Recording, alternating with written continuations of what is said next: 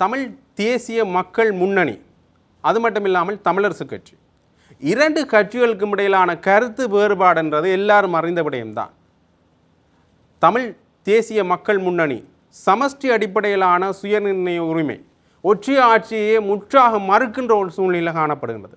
ஆனால் தமிழரசு கட்சி இந்த மாகாண சபை தேர்தல்கள் மூலமாக 13வது சீர்திருத்தத்தில் ஒரு முக்கியமான அதிகாரங்களை மீண்டும் உள்ளடக்குவதன் மூலமாக தங்களுடைய அரசியல் நிலைப்பாட்டை, தமிழ் மக்களுடைய அரசியல் நிலைப்பாட்டை கொண்டு செல்ல முடியும் என்று நம்புகின்றார்கள்.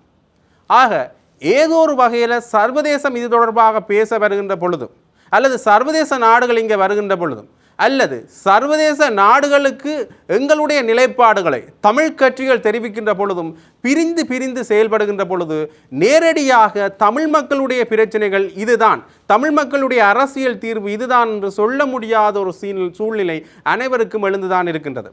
இது வெறுமனே கட்சி சார்ந்த பிரச்சனையாக கடந்து சென்று விட முடியாது, கட்சிக்குள்ளே இருக்கிற பிரச்சனைகளாக கடந்து சென்று விட முடியாது.